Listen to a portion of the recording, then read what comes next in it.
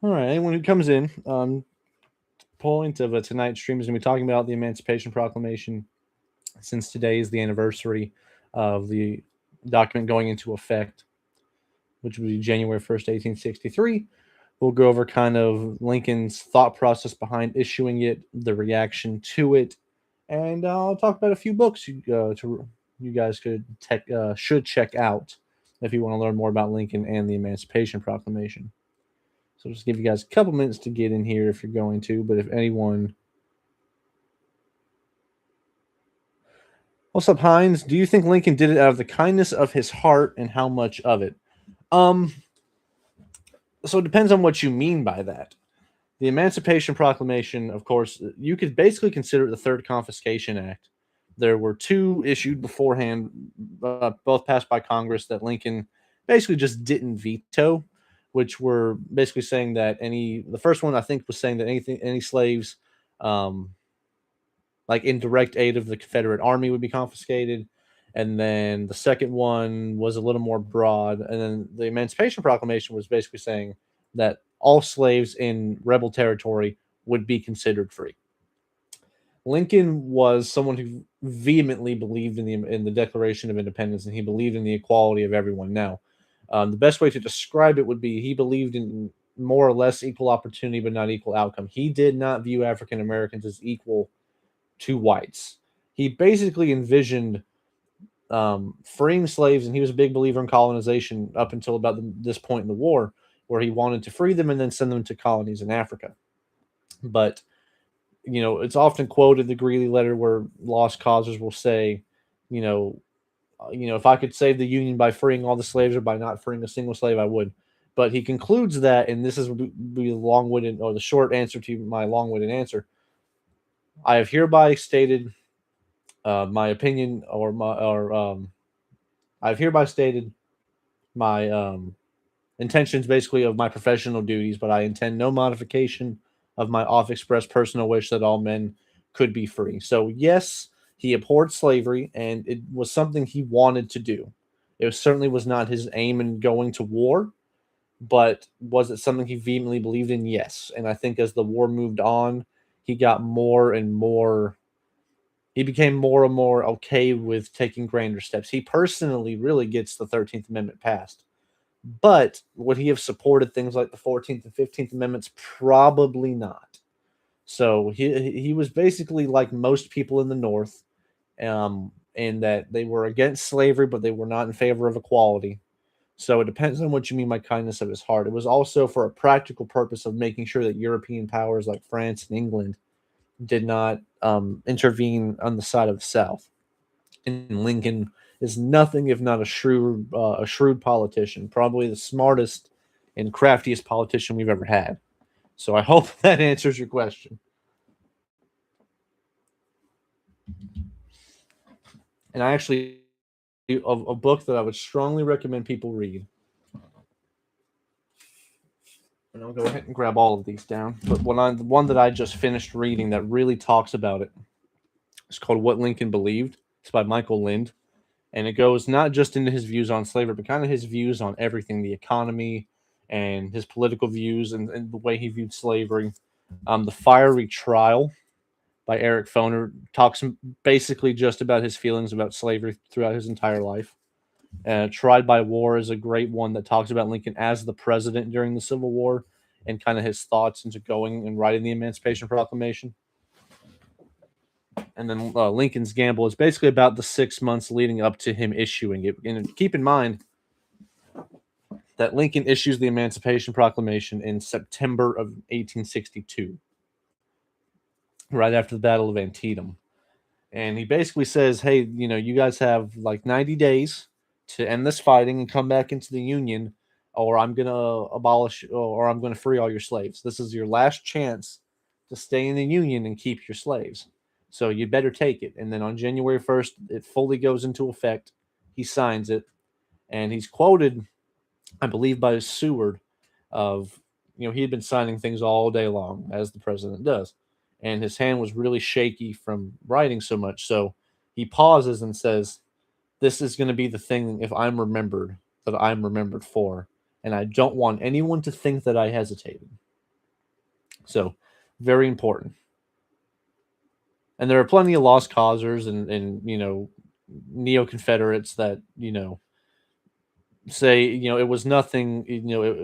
They'll say things like it was he was trying to invoke a slave rebellion. They'll say things, well, he didn't free a single slave. They'll say dumb things like, well, he left the slaves in the Union alone, and really because he wasn't the tyrant that people think he was, he realized he did not have the constitutional authority to free slaves in the loyal states.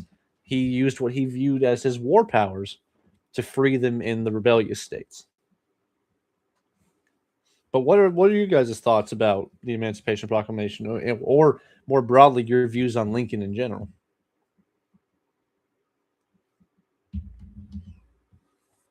And then, of course, Team of Rivals is a fantastic book, kind of the most comprehensive biography on Lincoln and the people around him, Seward and Chase and Bates and Cameron and Stanton and all the people around him.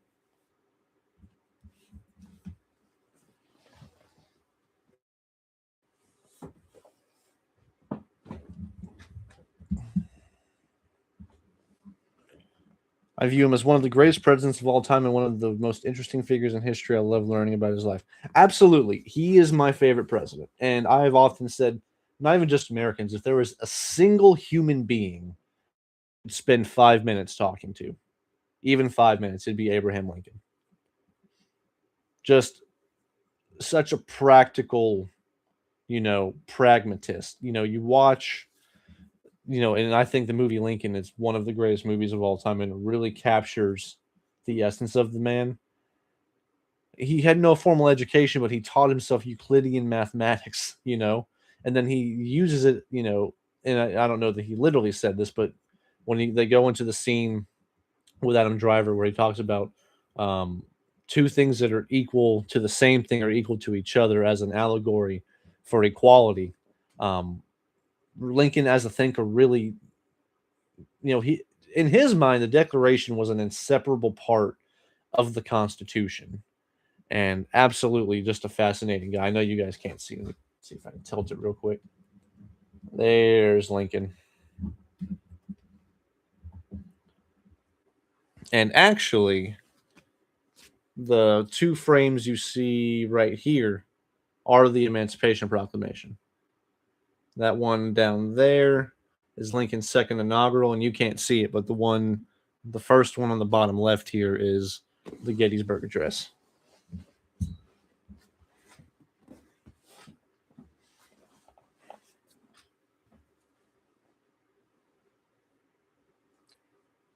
TRT.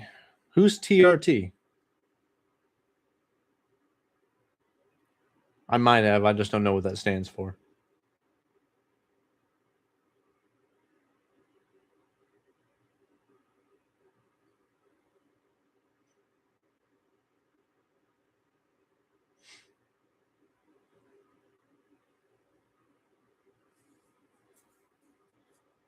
News station. Like a news channel?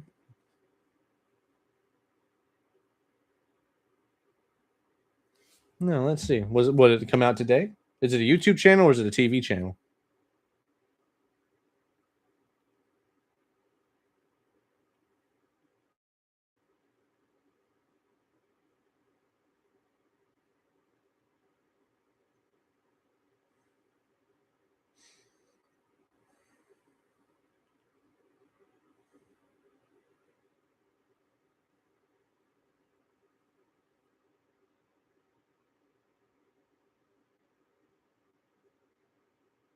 Oh, this looks like it's an older video.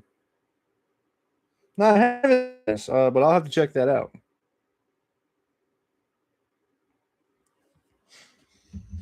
And people will say Lincoln didn't end slavery, and it really depends on how you view it. I mean, he definitely ended it in the sense that he won the war, and he worked his ass off to get the 13th Amendment passed, and which is kind of the whole point of the movie Lincoln is all the back channeling he had to do. And he could have easily waited until the new Congress was seated and gotten it passed, but he really wanted to have bipartisan support for the amendment. So he did everything he could used every trick in the book, threw everything but the kitchen sink at that problem to handle it. Basically by dispensing patronage and backdoor deals and all these other things. But the Emancipation Proclamation, and I think it's a little vague when taught in school. They kind of make it seem like that in and of itself. But I mean, that's kind of the problem with K through 12 education is you have 108 days of school and they only give you a day to focus on the Emancipation Proclamation. So they definitely dumb it down. But maybe that's just a consequence of me living in the South that they didn't dive that much into it.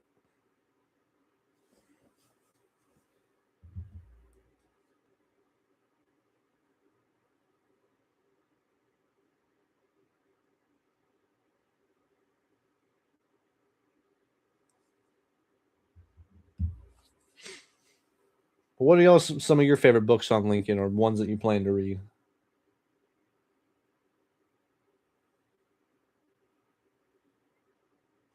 And really, and you could think of the Emancipation Proclamation basically as an executive order. It's basically just telling the army, any place that you are now in control of is now, all the slaves there are free. And a lot of them did flee to Union lines, but that was happening before the Emancipation Proclamation. And of course, after that happens, you have the New York City draft riots where a whole bunch of African Americans in New York are killed, several months later, because obviously conscription goes into effect in 1863. But I don't think really that had a lot to do with the Emancipation Proclamation because it was 6 months later. One of my favorite books, the Book of Lincoln. It's a little vague. There's a lot of books called just Lincoln. Do you know who the author is?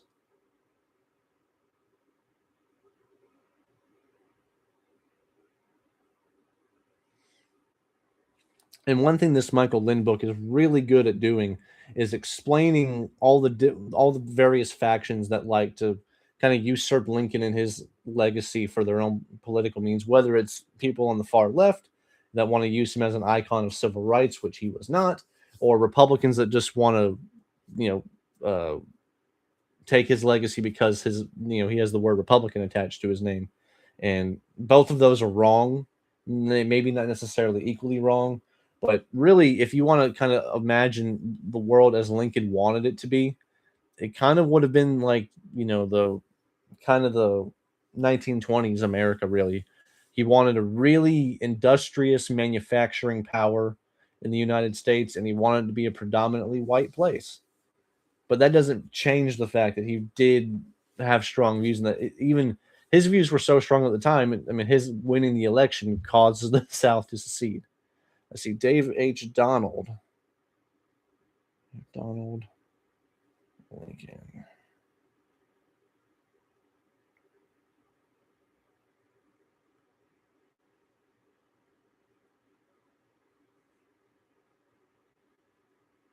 Oh, I have heard of this book. Okay.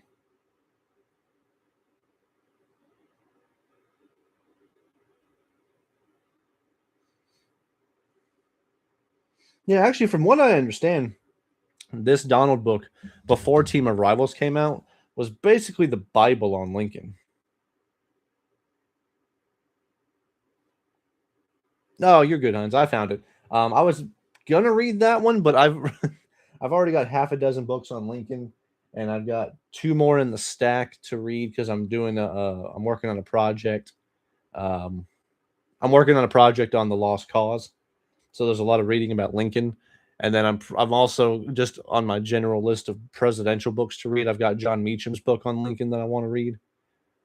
What's up, Flad? Can't wait to do 100 facts about Lincoln. Now that one's going to be easy. That one should be really good. And there are so many misconceptions about the man. I don't know if any of you have ever seen Razor Fist video on Lincoln. It is painful and hard to get through because it's just full of so much nonsense. But a lot of things about how people say Lincoln's father was a slave catcher, or that Lincoln was a slave owner.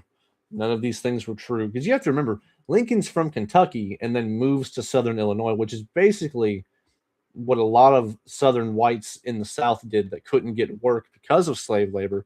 They move up to the Midwestern states like Illinois, Northern Kentucky, Ohio, Indiana. So all these kind of yeoman farmers, it's basically the background Lincoln comes from. He doesn't even, I don't think, encounter African Americans for the first time, or at least slavery for the first time, until he takes a trip down the Mississippi in like at age 23, going down to New Orleans on a riverboat. So I mean, he's very ignorant to it just from lack of exposure throughout his life.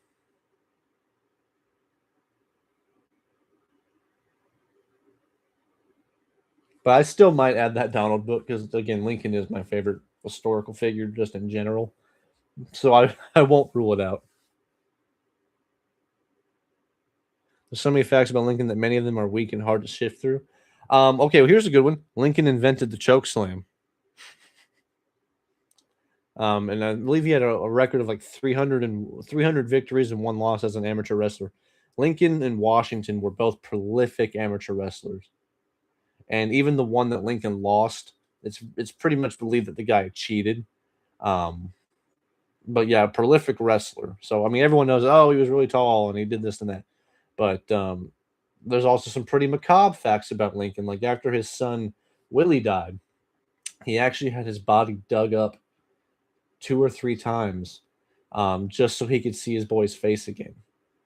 And as a parent, I can't necessarily say I don't understand it, even though I don't condone it. And you can actually see the old graves that his kids used to occupy. And this was a thing in the 19th century. They would have windows into these little crypts, these little mausoleums, so you could kind of look at them. As gross and odd as that sounds to us now, it's very commonplace back then. And what's crazy to me is Lincoln doesn't really have any mainline direct descendants anymore. All of his kids and all of his grandkids, eventually they just end up not having children. Same thing with Grant and Sherman. They don't have any direct mainline descendants now. Source, the president's guy. I don't think it's in Team of Rivals, but yeah, there's some research you could do on Lincoln's amateur wrestling career. If if you were compiling a list of presidents that you didn't want to fight, Lincoln and Teddy Roosevelt would probably be at the top.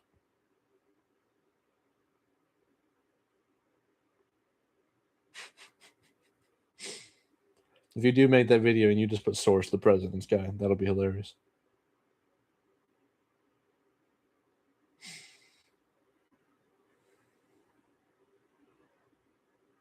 But Flag, I don't know if you were in here during most of the conversation about the Emancipation Proclamation, but what do you feel about it? What is its place in 2025?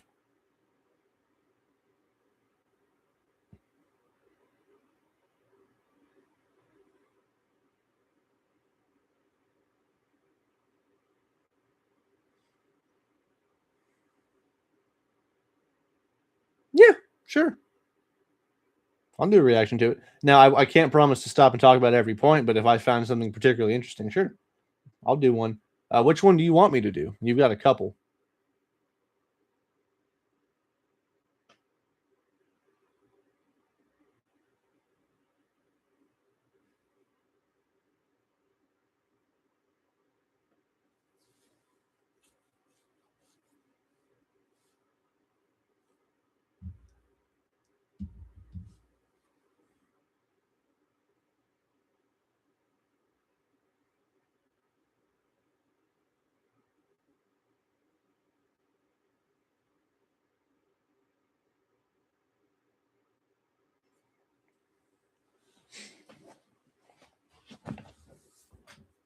I might do your Martin Van Buren one because that one sounds interesting. Because he's a president that I know not a whole lot about, so that could be a good one. The Emancipation Proclamation need to be issued for the prison industrial complex. Now that's true. A couple things about that though. Trump actually passed one of the few good things he did in his first term. He actually passed a bill to kind of address, the for-profit prison system. And I believe Biden ended up passing a secondary piece of legislation to kind of give it a little more teeth. Um, and a lot of that had to do more so with prison conditions. Um, but only really 20% really of the prison population are actually locked up for things like drug charges. So even if we were to pass, like marijuana reform or drug reform and, kind of expunge a lot of these things like Biden did in his term, it wouldn't do a whole lot. One thing you really need to get rid of would be like mandatory sentences because that takes a lot of autonomy out of the judges kind of, you know, their thought process in sentencing someone. But yeah, I mean, and see the problem with that is anytime you enact any kind of reform in criminal justice system, if it's not adding punishment or adding bodies to cages, we'll just view it as crime. So politically, it's a really tough, it's a tough road to hoe, really. Republicans won't do it, obviously, because they probably get too many kickbacks. Democrats, most of them won't do it because, they like to get elected.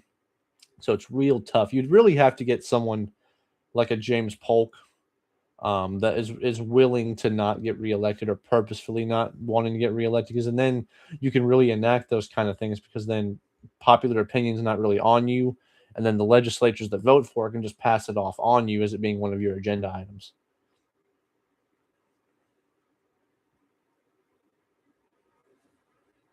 But and that is one thing, and Eric Foner has another good book about it's called The Second Founding, how the 13th, 14th, and 15th Amendments kind of altered the Constitution, really how the Civil War did.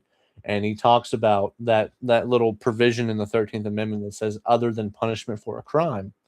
So that then incentivizes a lot of states, particularly in the South, and but also in the North because they had black codes and things like that, to start passing all these laws that basically criminalize being black. And for anyone that thinks that does not have a wave of residual effect up until now, and of course, it's getting better, as time progresses, but it's still there, and you can't argue that. There's just no arguing that.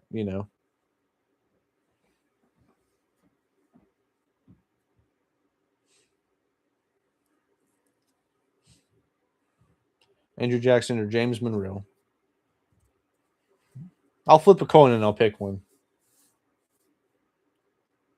That'll be next week's reaction video. I'll do that.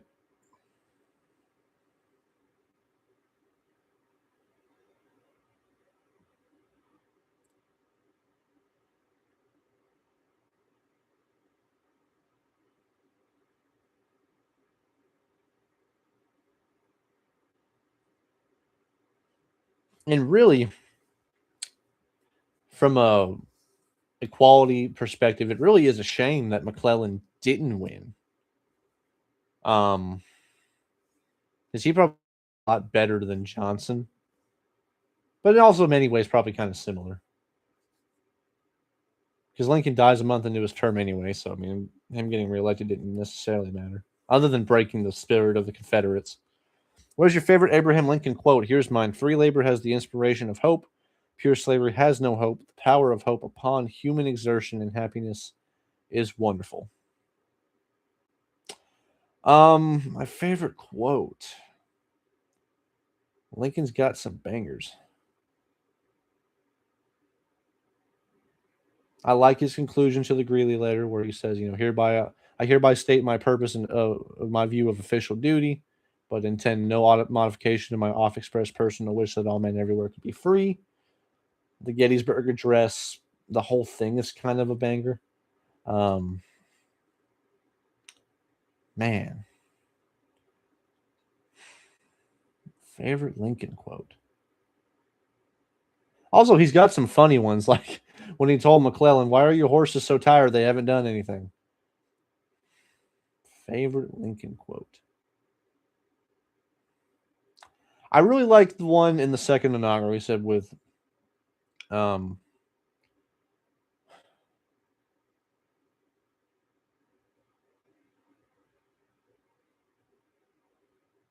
I'm trying to remember the start of it. Um, with malice toward none, with charity toward all, forgiveness in the right as God gives us to see the right, let us bind up the nation's wounds. I mean, it really is just that is the message we needed at the time.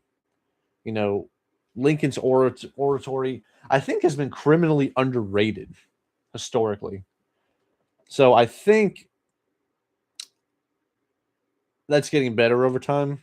But Lincoln was really good at condensing important messages down to short, simplistic language, but impactful language. So I would say any of those. You can really take any line out of the second inaugural that I would say is my favorite. Um, but one thing I keep on my desk is what's called the Bixby letter, and he wrote it to a mother who had lost her sons in the war.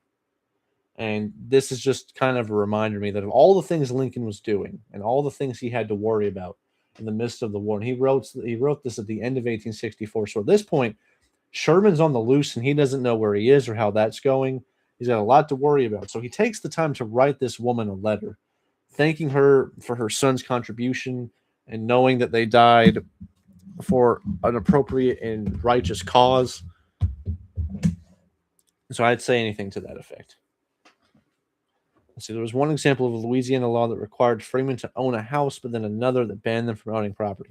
Yeah, I mean that's the kind of thing that happened, and a really good book if you guys want to some Reconstruction reading.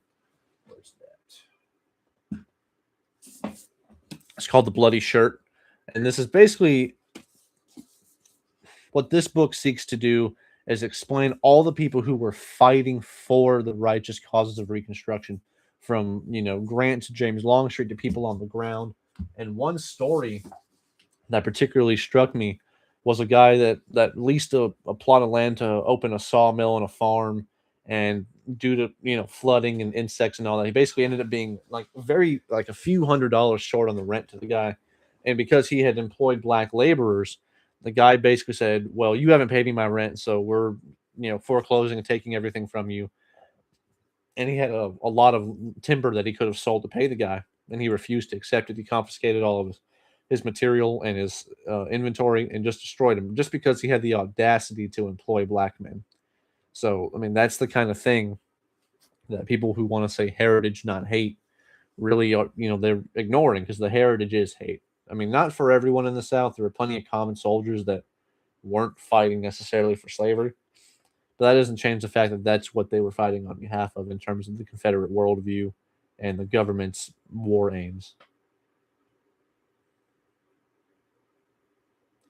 And that free labor quote is very indicative of Lincoln, because really he spends most of his life as a Whig. He's all about internal improvements, a high protectionist tariff, industrial expansion. The Homestead Act, which sought to kind of populate the Midwest, it kind of failed because only 12% of the population of this country lives between the Rocky Mountains and the Mississippi River, because a lot of those people that went to farm those plots lost them to foreclosure, or they just kind of abandoned it in the 30s after the Dust Bowl, and they kind of just never went back. That's why all of those flyover states are just so sparsely populated. And because there's a lot of issues with like dryness out there still, despite all modern farming techniques. But really, Lincoln, if he had been alive in the 1920s, he'd have been very happy with the way the United States had progressed.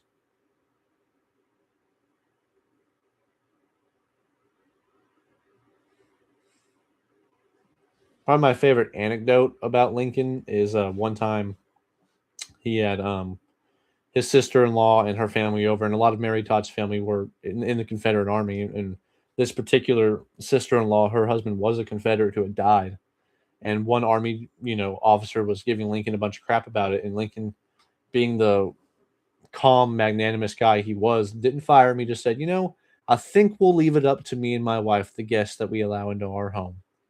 Or even Chase, Chase tries to steal the Republican nomination from him in 1864, and Lincoln appoints him to the Supreme Court because he thought he would do a good job, but also to get him out of the way. So that's just the kind of smart guy Lincoln was.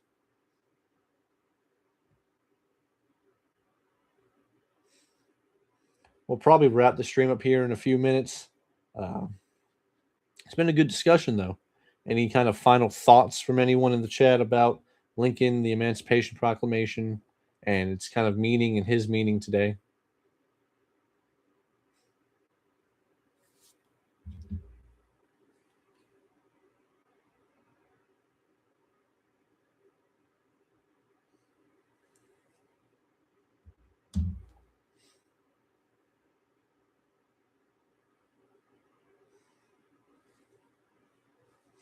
And thank you all for popping in here. You know, I've been playing around these live streams.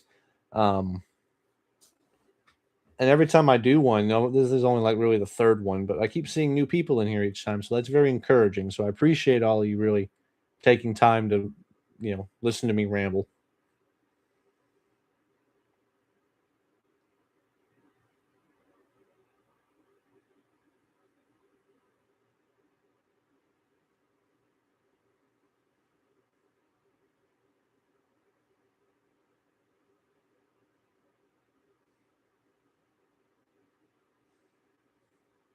And I want to thank my cat for not invading tonight's live stream.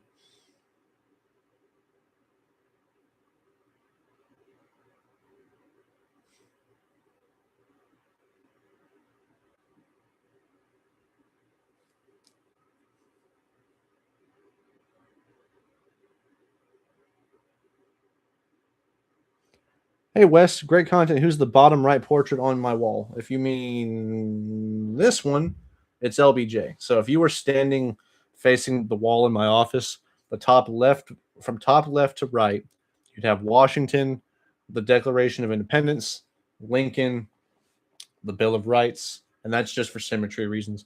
Grant, the Constitution, Teddy. If you come down to the second row, you'd see FDR, um, the Gettysburg Address, Truman, the Emancipation Proclamation, Eisenhower, Lincoln's second inaugural, and LBJ. And this is my 8 favorite presidents, not necessarily my 8 greatest presidents. Outside of, I probably wouldn't say Grant was one of the greatest presidents, but he's one of my favorite humans. So I would say the other 7 make my top 8 list.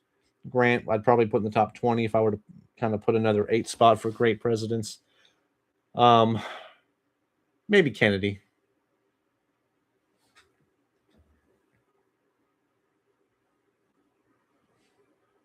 But I do have to kind of try to find a way to reconfigure the camera setup here because my desk is facing, you know, behind me, of course, but you can't see any of my books. So I've got a shelf to my left of all my Civil War stuff and my miscellaneous history. Hall right here is 2 shelves of just Civil War books, and then to my right is all my president stuff. Some of my Lincoln stuff's over with the Civil War stuff, but that's all over here. I'll just have to detach the camera at one point in the future and just kind of show that off.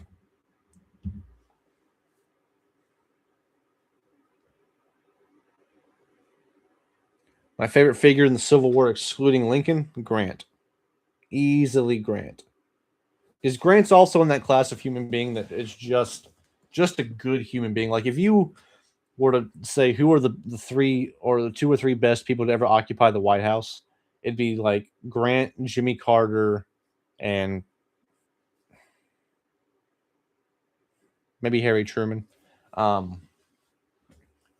If we're gonna go a little more obscure in terms of, you know, not big names in the Civil War, um, favorite figure in the Civil War, and you know I'm excluding people like Sherman, Lee, Davis, any of the big figures.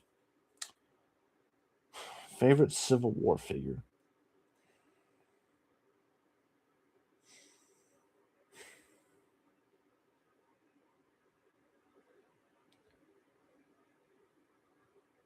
Probably Eli Parker. Grant on Grant's staff. He was a Native American, and during the surrender ceremony, Lee makes an off the cuff remark saying, "Well, at least there's one real American here," and he responds by saying, "We're all real Americans here, sir." And he ends up being the I forget what the exact position is, but he was in charge of Indian affairs in the Grant administration, so he's definitely up there.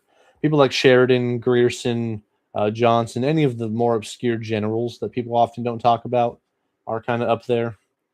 Stanton. Um,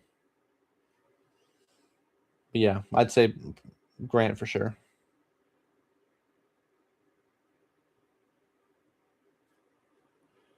Let's see, Wes. Overall, great list. I admire Grant as well. Respectfully, not LBJ, though his Senate election fraud and Gulf of Tonkin keep him from my list. So I won't disagree with you on the Senate thing. LBJ was definitely a shrewd political son of a bitch. But as president, I really do think that he shifted off a lot of his personal biases. I mean, especially the civil rights legislation. And the Gulf of Tonkin is probably the most misunderstood event in American history. There were actually two attacks. The first one actually happened, and the Viet Cong actually have documentation of it. The boat that fired the attack on what was the ship's name? I forget. But there was an actual attack, and the the Vietnamese government didn't authorize it, but that military boat kind of took its own initiative and fired.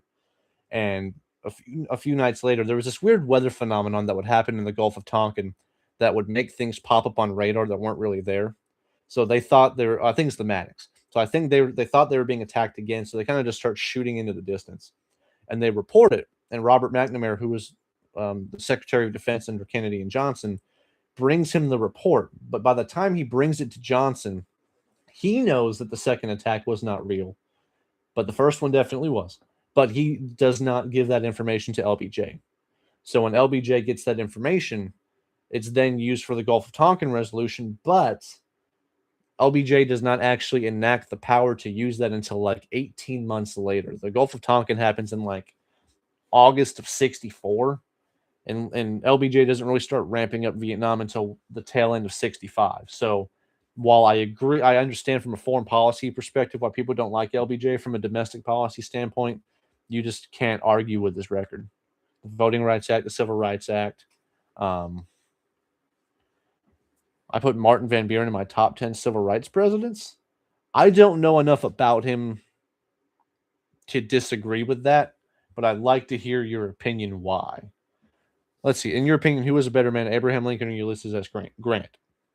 Absolutely Grant. Lincoln's a close second, but Grant was someone that, well, of course, in his term as president and later on, he kind of got involved in the New York conquering scene. Grant, I mean, here's all you need to know about Grant. He basically failed in every aspect of his life outside the military. His father-in-law gifts him a plot of land, which he then builds his own house on. He calls it hard scrabble, and he builds it alongside African American workers that he hired to help him, which is very taboo in the time, even in Ohio. He also was gifted a slave. I believe his name was William Jones, by Grant's father-in-law. He gives it to him, and he turns around and sell. He didn't sell him. He turns around and frees him, despite the fact that he could have sold him for $1,000. This is an 1850s money, and he doesn't. He gives the man his freedom. So that's all you really need to say about Ulysses S. Grant. If it wasn't for Vietnam, LBJ would be in the top 5 presidents of all time. I don't know about top 5 because I think Lincoln, Washington, FDR, and a lot of people, and you could have Teddy, Truman, Eisenhower, fill those spots. But you have to keep in mind, Vietnam fell into LBJ's lap. He does escalate the war, but that's also a big misconception about Kennedy. He was going to do it too. If he had not died, term 2 for Kennedy would have probably been not very different than LBJ's.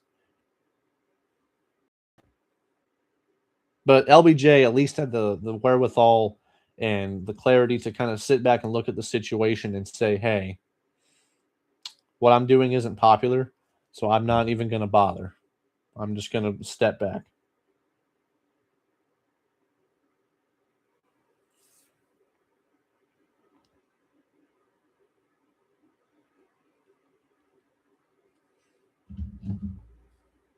Washington and Teddy Roosevelt are overrated. I would agree with Washington. Washington is overrated. But I would be the hipster of presidential history if I were to not have him on the wall and say he's top 5 because he sets the precedent. Now, I think Hamilton deserves a whole lot of credit for the things that happened in the Washington administration. Hamilton basically designs, the kind of economic and financial system of the United States basically from scratch, and then the Army too. Look at the Bay of Pigs. The Bay of Pigs was an abysmal failure that Kennedy greenlit. Now, here's the problem. Kennedy initially listened to his advisors who did not have his best interest in heart. He learned after that, and then was the Cuban Missile Crisis. You see Kennedy at his best as a leader. So he made that mistake and then didn't make it again. And I may be wrong. Him and Vietnam may have been different, but I don't place the blame of it all squarely on the shoulders of LBJ.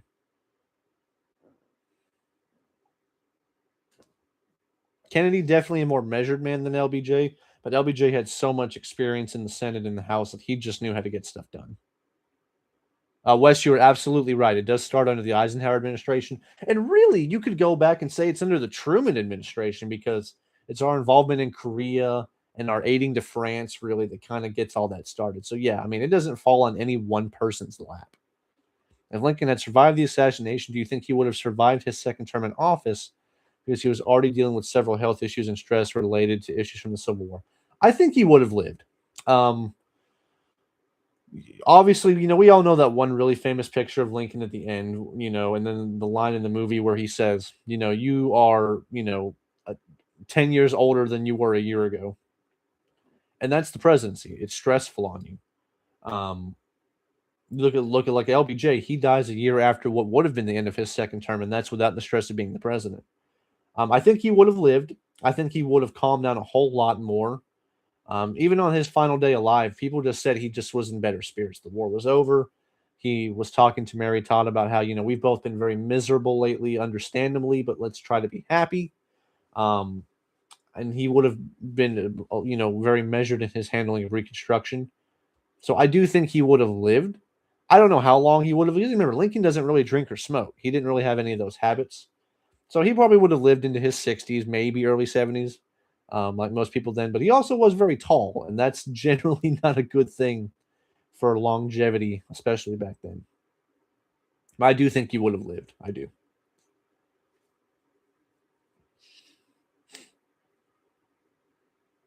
I do think Lincoln would be remembered very much. Um, he would not be remembered as fondly if he had lived to see the beginning of Reconstruction, because he would have been maybe not quite as he would definitely would have been vetoing things left and right like Johnson did, but he would have been pretty broad with his Reconstruction plan, because you got to keep in mind Johnson basically just uses Lincoln's plan. He uses the 10%. Loyalty oath. He issues broad pardons, other than the really high offenders. Let's see. One of my favorite photos of Grant is him on his porch working on memoirs.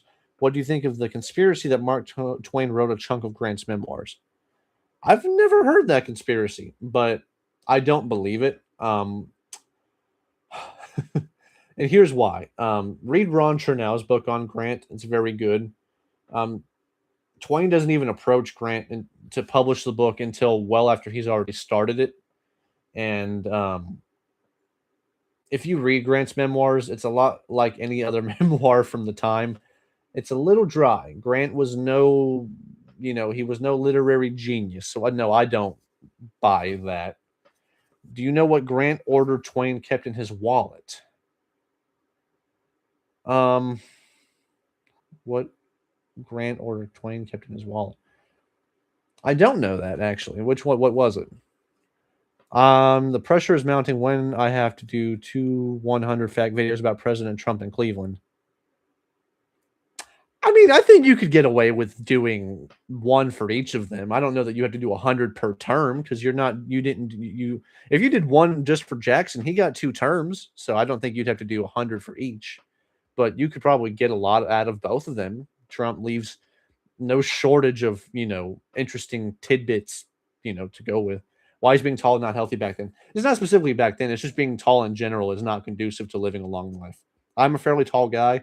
You have back problems, and the bigger you are, the harder your heart has to work. And especially back then when people just did not drink enough water and they were outside too much.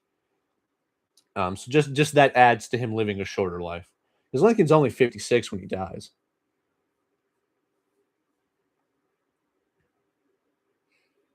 But no, that's interesting. I'll have to look into that conspiracy about Twain writing a chunk of Grant's memoirs. I don't buy into it personally, but that's interesting. I'll have to look into that.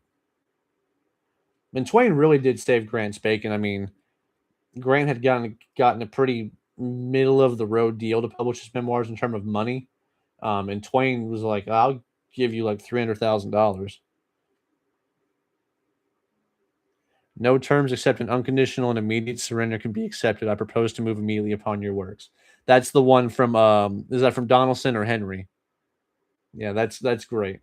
Unconditional surrender grant, baby.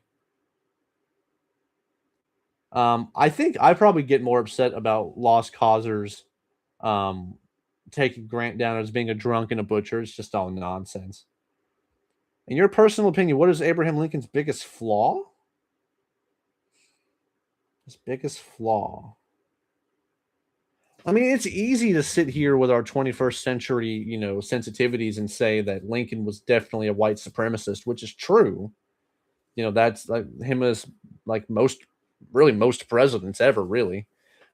That's not good. But in the context of his time, Lincoln was the man that we needed. I would say his constant pushing for colonization wasn't cool. Um, but I also think it came from a pragmatic place of acknowledging that if he himself as the president who does not want to see harm done to these people can acknowledge in his own heart that he doesn't view them as equals, that life would not be easy for them in a free society. And you look at Reconstruction and then the 100 years leading up to the 60s and even up in oh excuse me even up until today, he was right. I mean, people were not accepting of freedom, and even today, there's a me and my best friend. Me and him were talking about racism versus North versus South. And in the South, you can have a black and a white man live next door and be perfectly good friends, so long as the black man isn't doing better in life. You go up north, and they'll let a black man go as far as he wants. They just don't want him to do it around white people. So there's that, and that's kind of where Lincoln would fall into.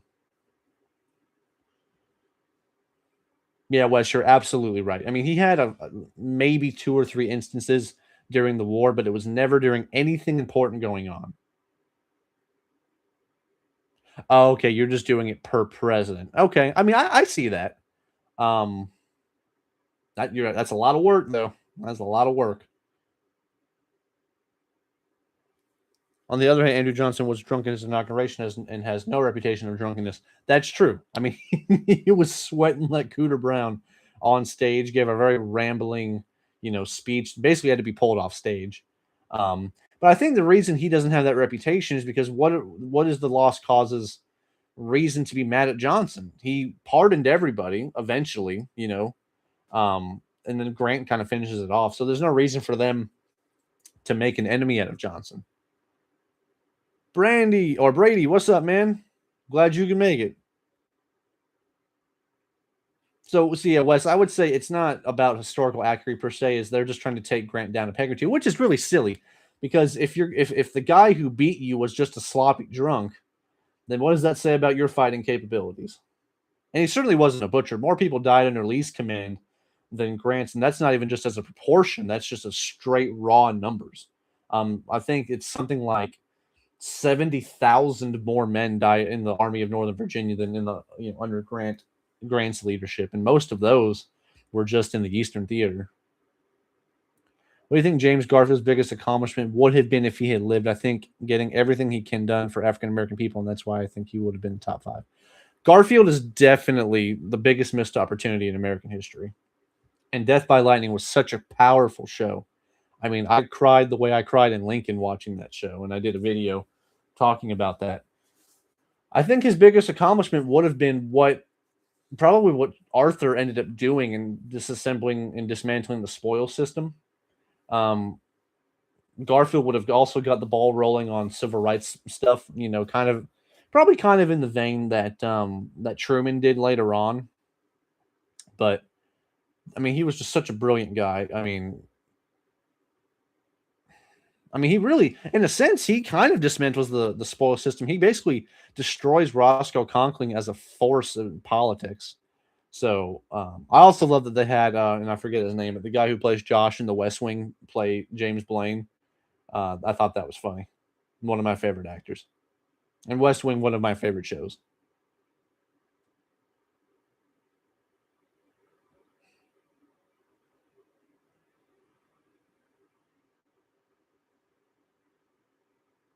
But yeah, I think he would have worked his ass off.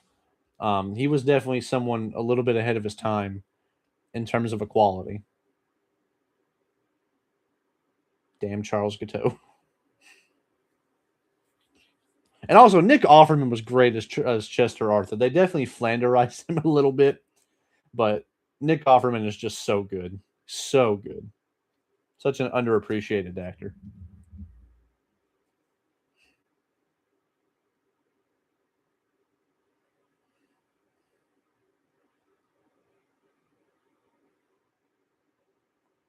Sorry, I'm also I live in Georgia, and Georgia's playing a very important football game right now.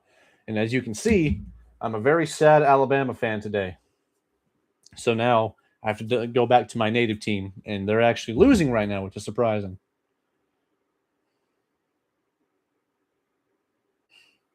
So I'm probably going to end the stream here in a few minutes to go watch the end of that game.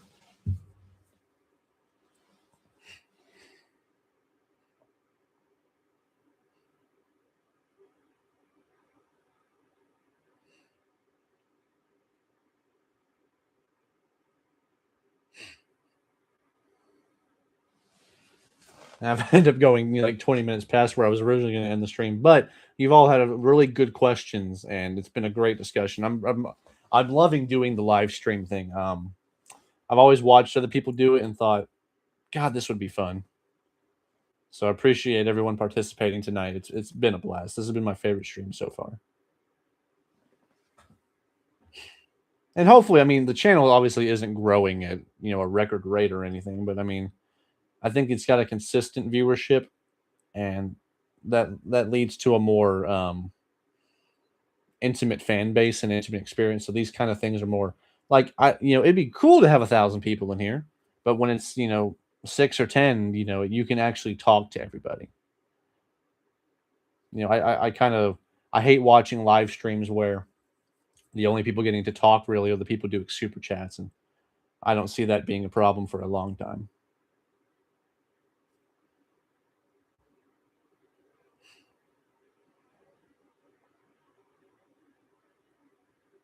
So I'll give it about 2.5 more minutes, and then we'll wrap it up. So anyone with any final thoughts, final questions, go ahead and let's see them.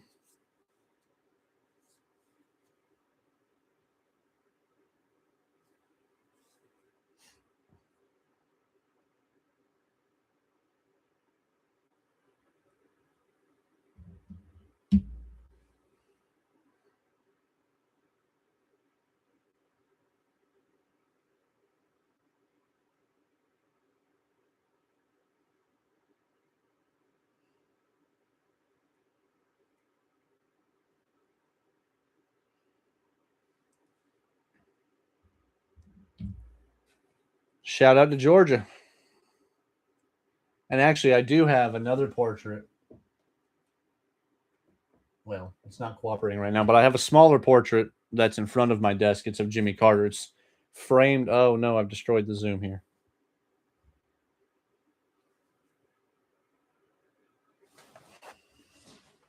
Yeah, I destroyed the focus. But I have a portrait of Jimmy Carter up on in front of my desk. There he is. It's framed the same as those. It's just only about a foot tall. Also, a very criminally underrated president.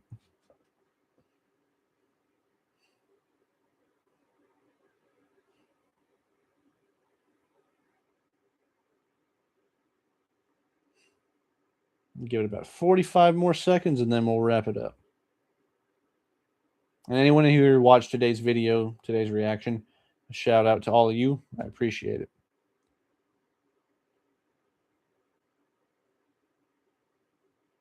I think Franklin Pierce would have been a really great president. I disagree.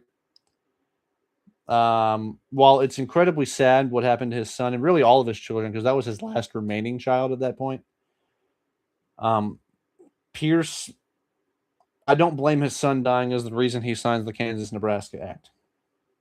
Pierce was just, in that long line of weak executives leading up to Lincoln, but he did spend his entire administration drinking himself to death. I don't think in any world Franklin Pierce would have been a great president. But knowing his entire speech by memory, that's impressive.